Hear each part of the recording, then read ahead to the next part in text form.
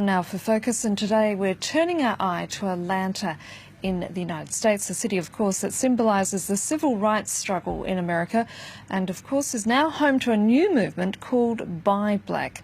Faced with poverty, unemployment and repeated police violence, the idea is to promote business and investment among African Americans and to encourage peers to spend their money in their own black community.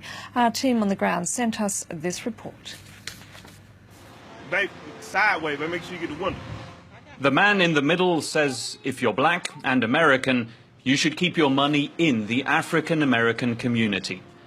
The rapper and political activist Killer Mike is determined to penalize a system he believes is racist. Economic sanctions are his weapons of choice against injustice and police brutality. If you learn how to play the economic game, you can use that as effectively as any other tool of war, right?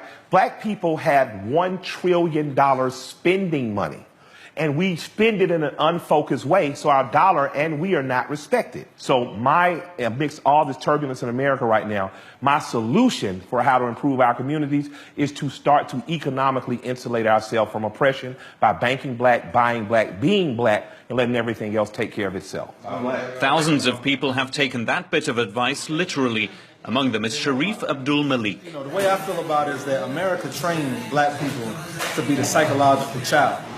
He is on his way to the bank to withdraw money from a large financial institution.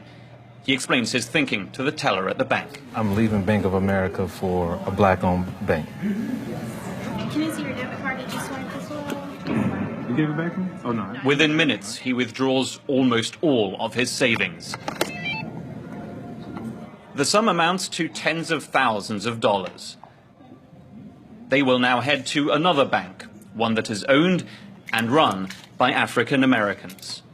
Sharif wants to convince 1 million other black Americans to do the same, and the amounts of money in play are quite substantial.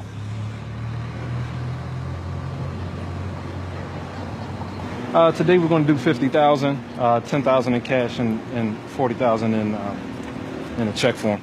All right, thank you. Black-owned banks in Atlanta are seeing a big rise in their trade. But Sharif won't stop there. He has created a website that promotes only black businesses. He makes sure each potential seller is indeed African American. It's a non-negotiable condition to be allowed to trade on this online platform. Sharif explains how he would react to a white American who might want to sell his or her products on his site. Sell on your website. Right. How do you treat their demand? Well, I asked them that whether or not they identify themselves as a black-owned business. And if they already said that they're white, then of course they're not considered a black-owned business. Therefore, they're not accepted to sell on a website. Everything is for sale on WeBuyBlack.com. Even a laundry detergent made, packed and sold by a black-owned company. Nothing is left to chance.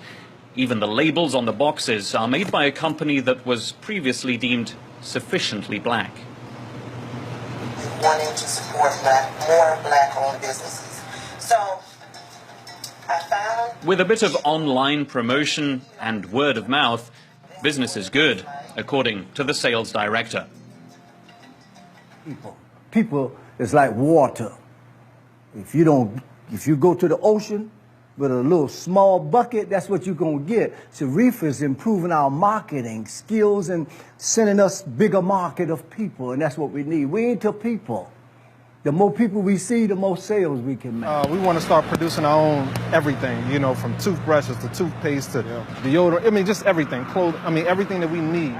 Sharif and those who share his ideology say they won't back down from creating a parallel society within the United States. We've been subordinated by America and white supremacy, and we just want to get away from that, and so I don't think anybody would say that we shouldn't interact with other people and work with other people and do business, but we want to do it in such a way that our dignity is maintained and protected and restored.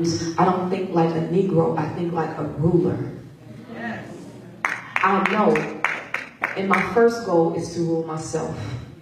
I know that the only way that we are going to destroy the system of racism, white supremacy, is for us to step up to the podium and become rulers.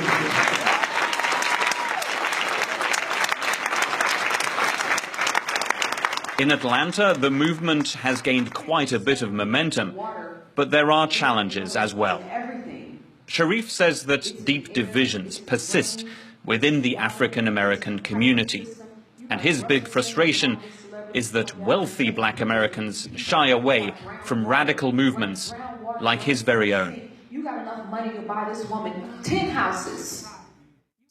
Now, for more on the story, I'm joined here by Rokhaya Diallo, a journalist and author who's written and reported on race relations in the States. Thanks for coming in. Thank you. The calls for Buy Black and Bank Black come at a time where the amount of money that African Americans are spending is growing faster than, say, that of non-whites, such as the Hispanic community. They're also more digitally engaged than other communities. Do you think a campaign like this, as a result, is going to be a success?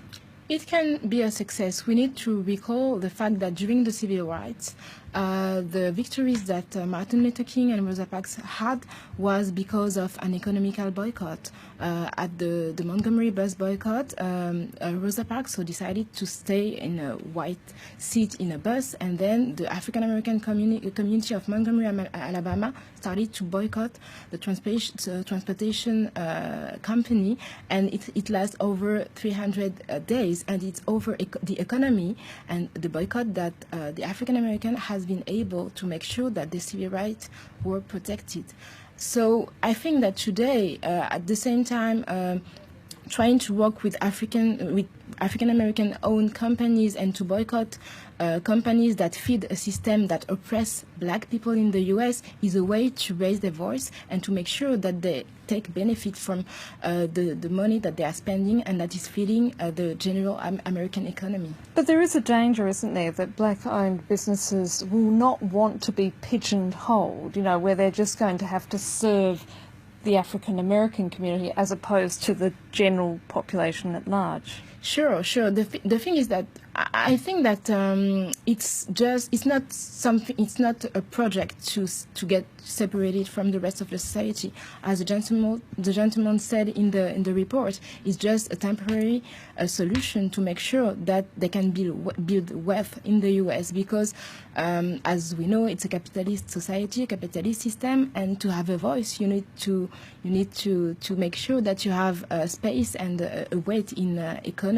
So I don't think that it will be something negative from the African American owned companies, but a way to make sure that the money from the African American people is redirected directly to the benefit of minorities, because we need to think again that America, the United States, have been built on the back of the work of African Americans, and they never benefited from any penny of that work that was free, actually. But it does appear that America is becoming increasingly polarised. Again, does such a move sort of further that polarisation as opposed to actually coming up with some solution to end?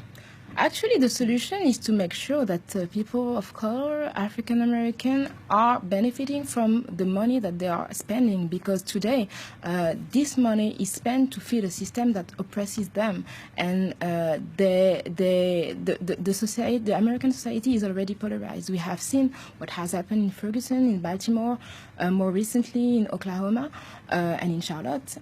So we already know that the societies are polarized, and that African American, even if their buying power is rising, they still belong to the lowest class, the lowest class citizens.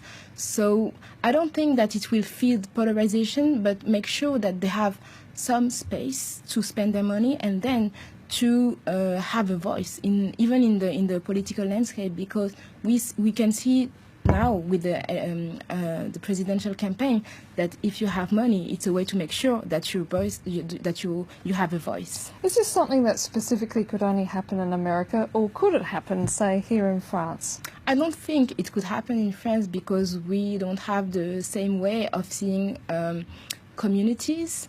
But at the same time, it's interesting because it comes at a time when some organizations, some French organizations, are thinking about having non-white organizations only to make sure that they have safe space to think about the condition of non-white people. So it has been very controversial in France, but at the same time, it's a need for people of color in France to have some safe space to think about where they are in France and how they can act to make sure that they have a better condition in France. Rokhaya Diallo, we're going to have to leave it there. Thank you so much for coming in.